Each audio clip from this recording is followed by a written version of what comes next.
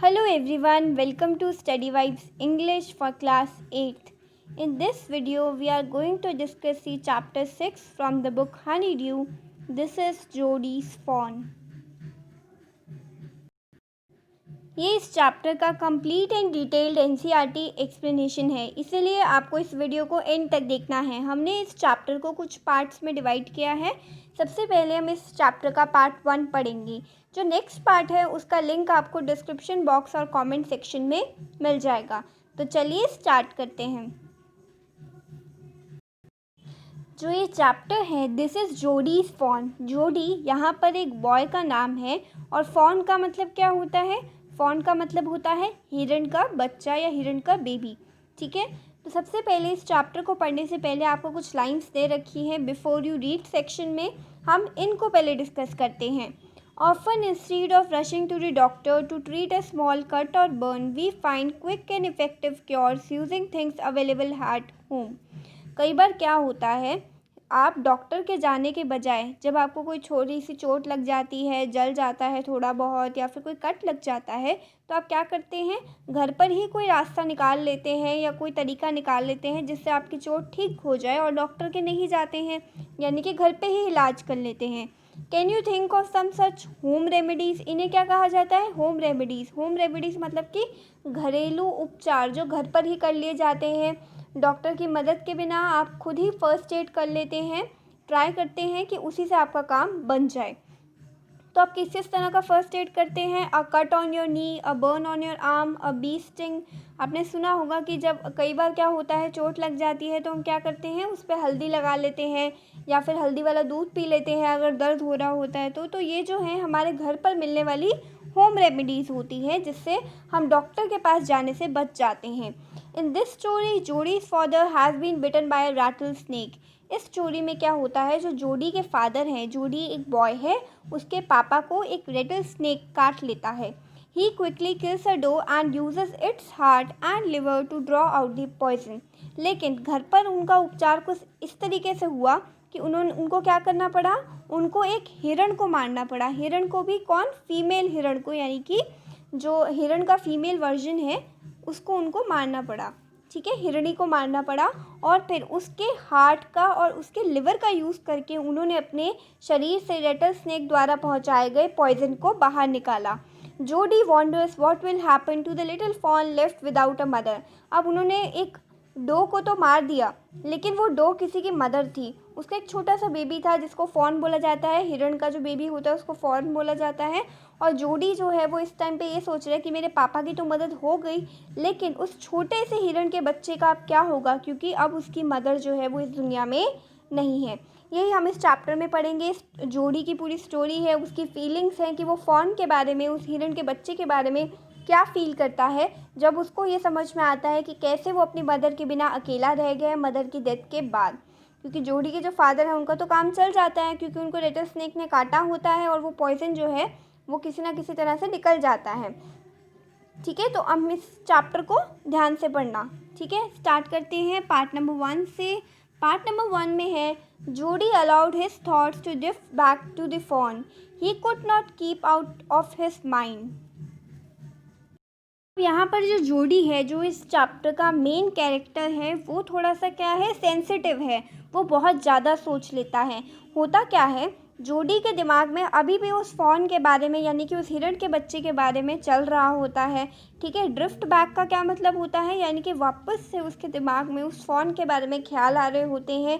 He could not keep it out of his mind. वो अपने दिमाग से उस हिरण के बच्चे की बात को निकाल ही नहीं पा रहा होता है कि उसकी मदर को तो हमने मार दिया पापा के लिए ताकि पॉइजन जो है वो उनकी बॉडी से निकल जाए, लेकिन अब उस बच्चे का क्या होगा। ठीक है, he had held it in his dreams in his arms. वो क्या सोच रहा होता है कि उसने तो उस बच्चे को अपने हाथों में पकड़ा है, अपने ड्रीम्स में भी उसने उसी को देखा है और अपनी आर्म्स में भी उसको पकड़ा है। He slipped from the table and went to his father's bed side. फिर उसके जो पापा हैं जिनका नाम है पेनी, वो अपने टेबल से उतरता है और अपने पापा के बेड के पास चला जाता है।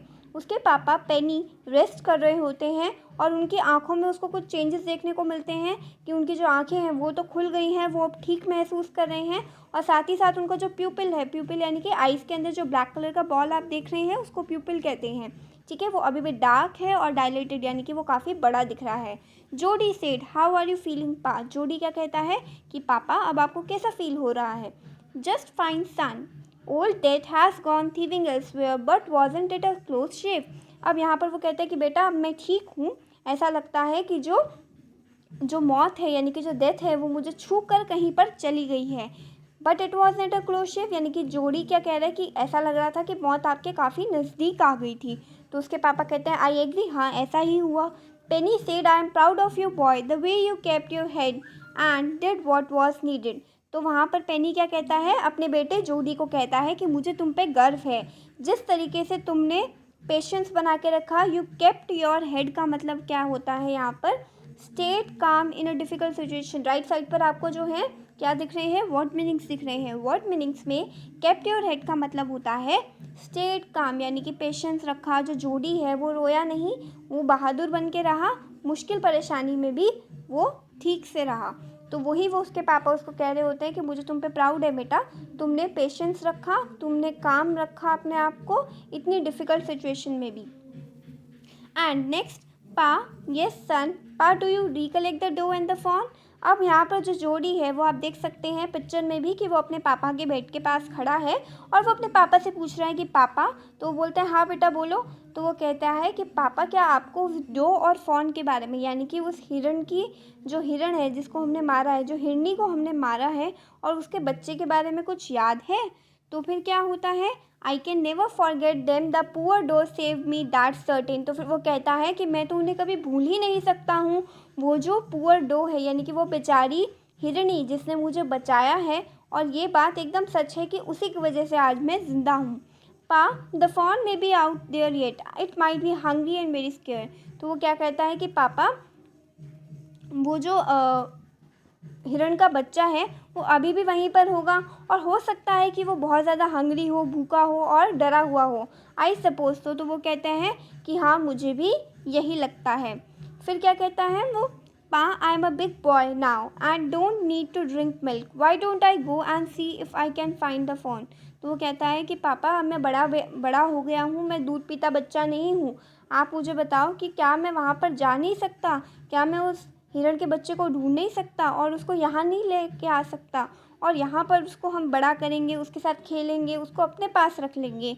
पेनी ले quite staring at the ceiling, लेकिन उस दौरान क्या था, जो पेनी यानी कि जोडी के पापा हैं वो चुपचाप बेड पर लेटे रहे और छत की तरफ देख रहे थे। Boy you have got me hemmed in, तो उन्होंने क्या कहा, पेनी ने ये कहा कि बेटा तुमने मुझे हेम्ड इन का मतलब कि ऐसी अवस्था में, ऐसी सिचुएशन में डाल दिया है कि मैं तुम्हें तो ना भी नहीं कर सकता कि तुम्हें उसे यहाँ पे नहीं लाना चाहिए। It won't take much to raise it Pa, it will soon start eating leaves and acorns. तो यहाँ पर वो क्या कहता है कि हमें उसको कुछ ज़्यादा नहीं देना पड़ेगा उसको पालने के लिए, वो जल्द ही लीव्स अपने आप से खाने लग जाएगा, पत्तियाँ खाने लग जाएगा। एकॉर्न्स यानी कि छोटे छोटे जो ब्राउन नट्स होते हैं, जो दाने हैं, उनको खाने लग जाएगा। You are smarter than boys of your age. तो फिर उसके पापा क्या कहते हैं कि तुम अपनी ही एज के बच्चों से ज़्यादा स्मार्ट हो। We took its mother and it was not to blame, हमने उसकी मम्मी को उससे छीन लिया और ये एकदम सही है कि इसमें कोई बुराई भी नहीं है कि अगर हम उसको अपने घर ले आते हैं, क्योंकि हमने गलत तो किया। Surely it seems ungrateful to leave it to starve, वो कहता है कि सच में ऐसा है कि अगर हम उसको स्टार्व यानी कि भूखा मरने के लिए ऐसे ही छोड़ देंगे तो ये बिल्कुल ठीक नहीं होगा। Son I can't say no to you, I never thought I would live to see another day. तो फिर वो क्या कहते हैं कि सच में बेटा मैं अब तुम्हें ना नहीं कह सकता हूँ, मैंने कभी भी नहीं सोचा था कि मैं अपनी ज़िंदगी में एक दिन और भी अब जी पाऊँगा, लेकिन उस हिरणी की वजह से जिसने मेरी जान बचाई है और मेरे अंदर से पॉइज़न निकल पाया है, आज मैं तुम्हारे सामने ज़िंदा हूँ। तो वो दोनों ही क्या हैं, बहुत ज़्यादा सेंसिटिव हैं और थैंक्स फील कर रहे हैं, लेकिन एक तरफ उनको उस जोड़ी को और उसके फादर पेनी को भी उस छोटे से फ़ॉन के बारे में बहुत ज़्यादा बुरा फील हो रहा है।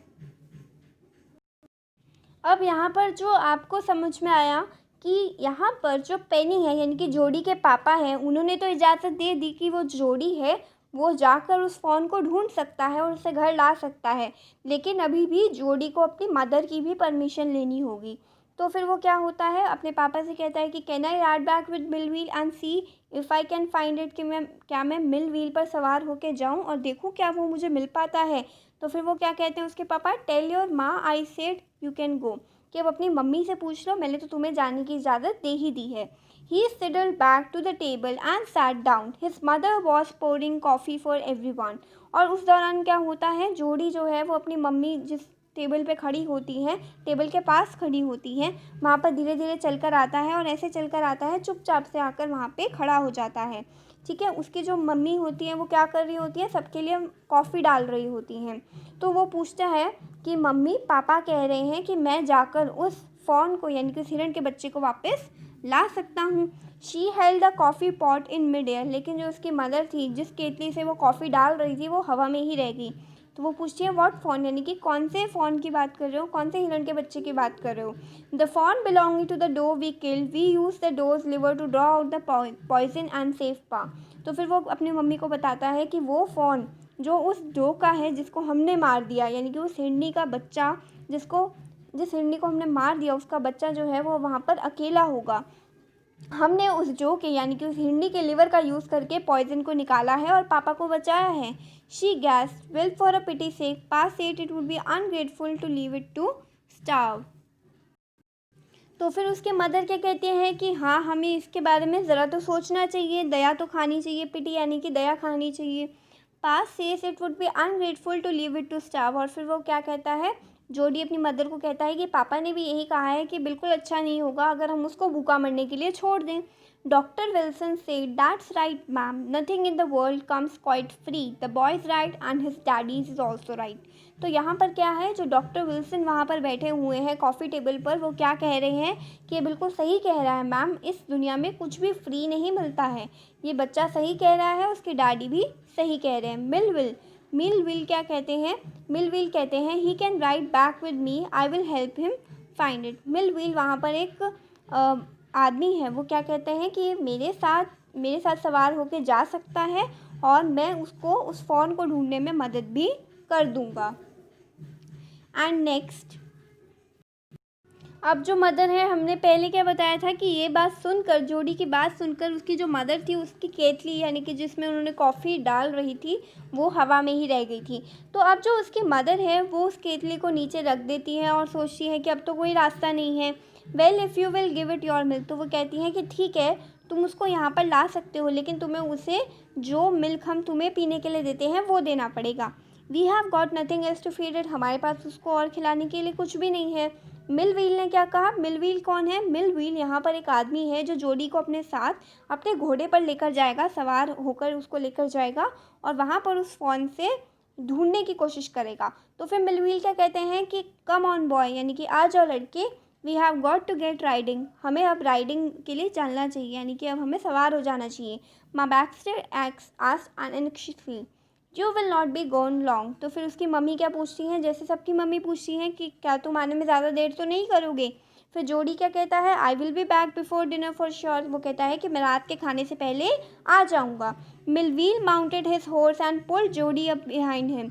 अब जो मिलव्हील है वो क्या करते हैं, अपने घोड़े के ऊपर बैठ जाते हैं और जोडी को भी अपने पीछे ही बिठा लेते हैं। ही सेड टू मिलव्हील, और फिर वो मिलव्हील को क्या कहता है Jody, do you think the fawn still there, will you help me find him. वो कहते हैं कि आपको लगता है कि फ़ोन है, वो जो हिरन का बच्चा है वो अभी भी वहीं पर होगा, क्या हम उसको ढूंढ पाएंगे। We will find him if he is alive, how do you know it is he. तो फिर वो क्या कहता है कि हम उसको तब ढूंढ पाएंगे अगर वो ज़िंदा होगा। तो फिर जोडी कहता है कि आपको कैसे पता कि वो ही है, यानी कि वो जो है वो कह रहे हैं कि अगर वो हिरन ज़िंदा होगा तो हम उसको ढूंढ पाएंगे। तो फिर जोडी कहता है कि वो हिरनी भी तो हो सकती है, हमें क्या पता कि वो फ़ोन हिरन है या फिर हिरनी है। अब यहाँ पर जो है कन्फ्यूजन है मिलव्हील को भी और जोडी को भी, लेकिन वहाँ पर जोडी जो है वो क्या क्लियर कर देता है कि जो जो स्पॉट्स हैं वो all in a line on a doe fawn Pa's says the spots are every which way.